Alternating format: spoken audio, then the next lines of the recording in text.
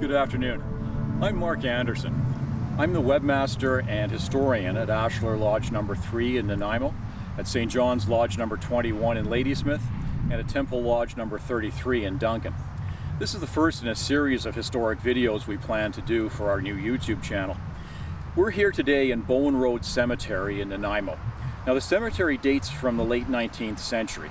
It's run by the city of Nanaimo, and as you can see, it's on a hill overlooking Nanaimo Harbor, and in the distance, the coastal mountain range over on the mainland.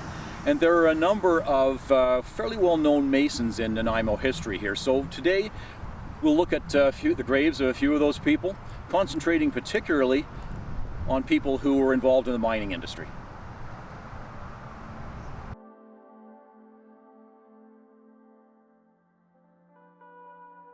The first grave we'll come to is a past Grand Master, and it's quite fitting that we start with a past Grand Master. Frederick McBain Young died in 1937, was Grand Master of British Columbia and Yukon in 1901. He was a charter member of Doric Lodge number 18 in Nanaimo.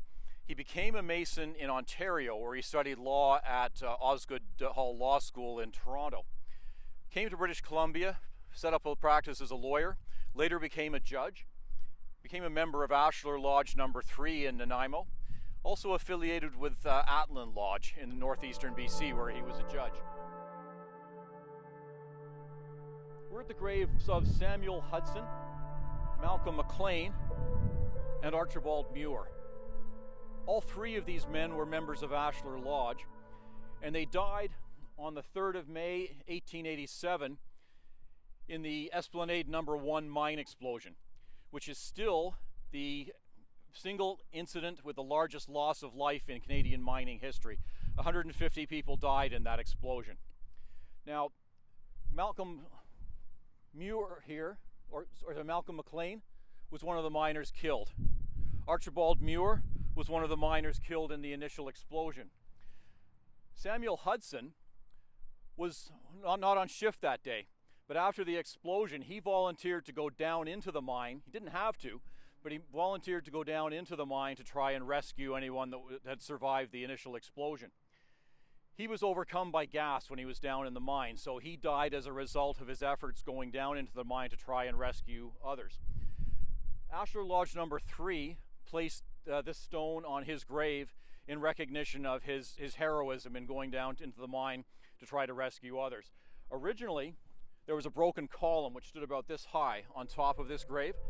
Like many of the graves in this cemetery, the broken columns, the crosses, anything on top of the graves has been destroyed by vandals over the years. This is the grave of William Stewart, who was a police constable who basically worked from Nanaimo down to the Cowichan Valley, a distance of about 50 kilometers in length. Now, William Stewart has a very significant place in the Masonic history on Vancouver Island. He was one of the members of the first lodge on Vancouver Island, the first lodge in Nanaimo, which was a British lodge, or chartered under the Grand Lodge of England, which is Nanaimo Lodge. That was in 1867. Later in 1867, he became a charter member of the first lodge chartered under the Grand Lodge of Scotland, which was Caledonia Lodge. So in 1860s Nanaimo, there were two lodges, one chartered under the Grand Lodge of England, one chartered under the Grand Lodge of Scotland. And when the Grand Lodge of British Columbia was formed in 1871, after British Columbia became a province of Canada, those two lodges, Nanaimo Lodge and Caledonia Lodge, became Nanaimo Lodge number 3 and Caledonia Lodge number 6 under the new Grand Lodge of British Columbia. In 1874, Grand Lodge decided to merge those two lodges, Nanaimo Lodge and Caledonia Lodge, into Ashlar Lodge number 3. So Ashlar Lodge number 3 is I'm still the historian of Ashlar Lodge number 3. Okay, so Ashlar Lodge number 3 is still functioning in British Columbia and has been since its original origins in 1867. Now, William Stewart was a police constable, died in 1904, and he was also the charter member of Doric Lodge number 18 in Nanaimo, and he was the charter member of St. John's Lodge number 21, which was originally in Wellington, which is now part of Nanaimo, and it's since moved down to Ladysmith, which is a short distance south of Nanaimo.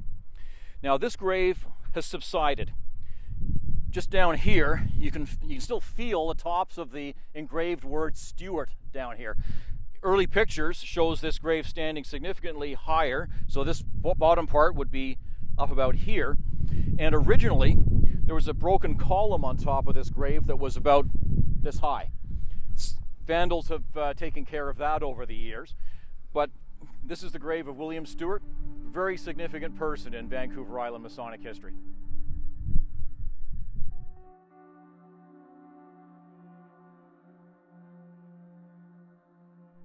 A few short steps away from the grave of Samuel Hudson is the grave of Mark Bate. Now, he was a member of the first lodge in Nanaimo, which was Nanaimo Lodge, chartered under the Grand Lodge of England. Later became a member of Caledonia Lodge, chartered under the Grand Lodge of Scotland, and then became a member of Ashlar Lodge number 3, which was formed from the combination of Caledonia Lodge and Nanaimo Lodge. Now, Mark Bate has a very significant place in Nanaimo history. He was the first mayor of Nanaimo, and over the years he served 16 one-year terms as mayor of Nanaimo. Back then, there were annual elections. Now it's a 4-year term as mayor and council. Back then it was a year. So Mark Bate served 16 one-year terms as mayor of Nanaimo. There's a statue of him down by the waterfront. The road going in front of the current Nanaimo City Hall is named after Mark Bate. And if you read the inscription here, here's Mark Bate's name. Died August 27th, 1927, at Birmingham, England, aged 90 years.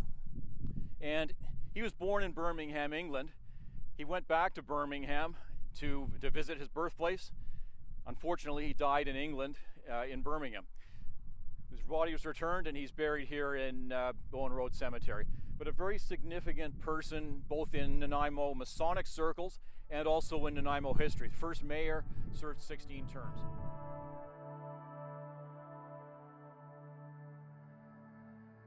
This is the final grave on our tour today. Brother Joseph Foy, who died in 1915. Now this man was a real hero. He was a mine manager, and he died trying to rescue his miners who got trapped in a flooded mine. So it's an interesting story. The mine itself was in South Wellington, and there were 2 adjacent coal mines that they thought were farther apart than they actually were. So they were blasting in the mine that Joseph Foy was the manager of, and according to their charts, the adjacent mine was about 800 meters away. Well, it turned out the charts were wrong. The adjacent mine was approximately 8 meters away. So when they were blasting in their mine, they caused the wall of the mine to collapse, and the waters from the adjacent mine came into their mine and flooded their mine, killing all the workers that were down in that level. Joseph Foy went down into the mine to try and rescue his workers. But when he was down in the mine, he climbed over a blockage that was holding water back. When he climbed over the blockage into the lower level, the blockage collapsed. So all the water that was behind it came into the level that he was now in. He drowned as well. This was in February of 1915, and his body wasn't recovered until 3 months later, in April. Now, the stone here was placed by Ashlar Lodge in April of 1915. There was a Masonic funeral, and you can see the name Joseph Foy here. There's an inscription down the bottom. All those who knew him, loved him. Now, another interesting story about this one. You can see that there is a carved square and compasses on this side of the stone. Now, this stone was originally around this way, and this particular side was facing up the hill. In 2017, in the winter of 2017, I noticed that somebody had come along and defaced the other side here with concrete. So what they did was come along with a trowel and concrete, and they plastered over the square and compass on this side of the stone. Since then, it's been turned around so that this stone, which was originally facing that way, is now facing this way. And what we'd like to do is set up a project to restore this on this side of the stone, which is now covered by concrete. So ideally we'd like to get in touch with a monument maker or someone with expertise in removing concrete from stone and excavate or restore rather, this side of the stone over here to this condition here. But whoever defaced this stone, you defaced the grave of a real hero.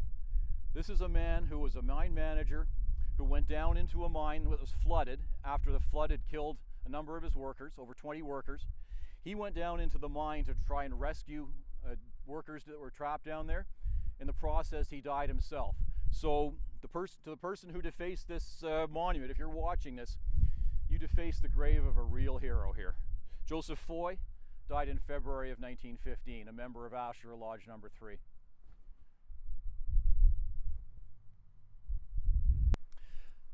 Thanks for watching our video today. I hope you found that interesting.